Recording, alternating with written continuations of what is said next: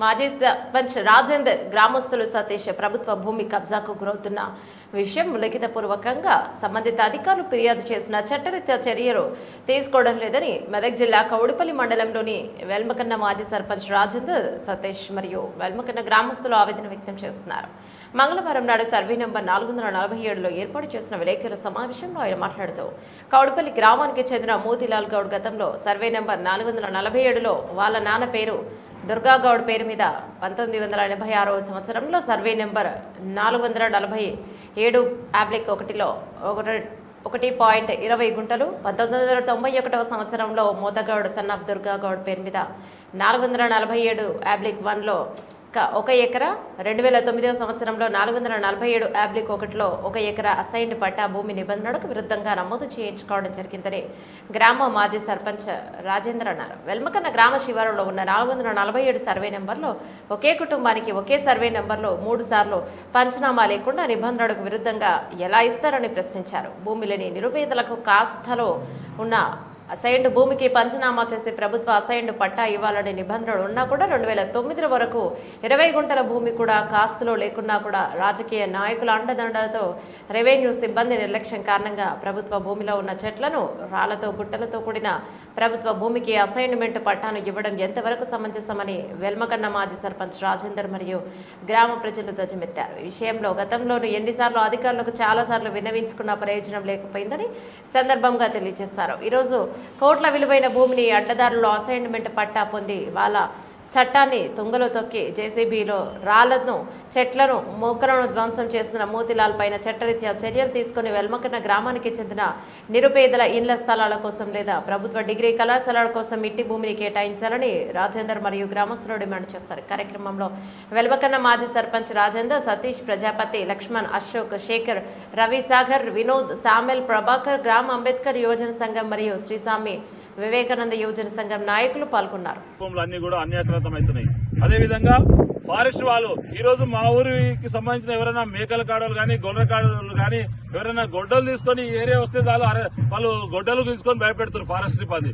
ఈ రోజు సుమారు 150 చెట్లను మొక్కలను రాళ్లను రప్పలను తీసేస్తుంటే ఫారెస్ట్ సిబ్బందికి మేము డైరెక్ట్ పోయి చెప్పినా ఫోన్ చేసినా గానీ ఎలాంటి స్పందన లేదు. ఈ రోజు బీట్ ఆఫీసర్ గారు వచ్చి ఇక్కడ 4 చెట్లే నరికారని చెప్తారు, 4 చెట్లనే తొలగించారని చెప్పి పంచనామా చేయడం జరిగింది. ఇది సిగ్గిచోటైన విషయం.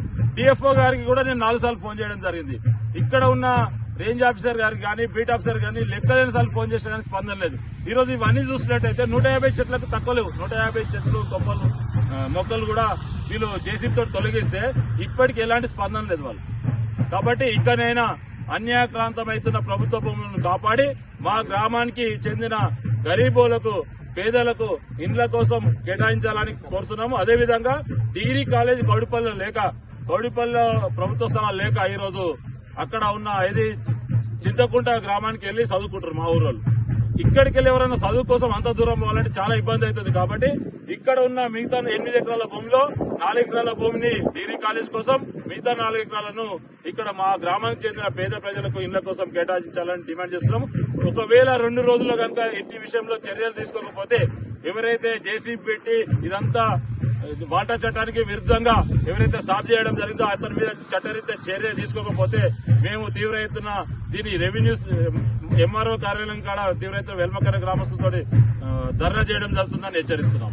ఇప్పటికైనా కళ్లు తెరిచి నిద్రామత్తులో ఉన్న రెవెన్యూ సిబ్బంది, ఫారెస్ట్ సిబ్బంది కళ్లు తెరిచి ఇట్టి భూమిని కాపాడాలని డిమాండ్ చేస్తున్నాం. గ్రామానికి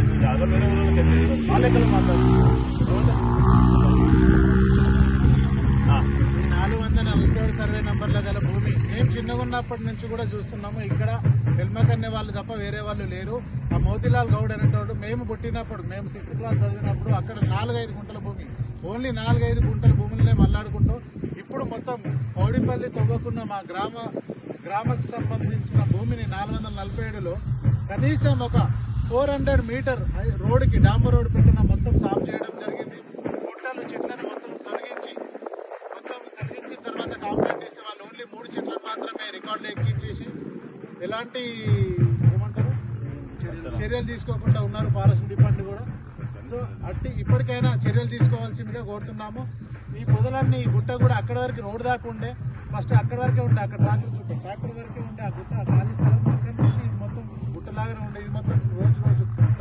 మొత్తం చేసి ఇది కూడా ఇక్కడ నుంచి రీసెంట్ గా తవ్విన భూమి. ఇది మా భూమి, మా వెంపకన్న ప్రజలకు అందేలా చూస్తారా రెవెన్యూ సిబ్బంది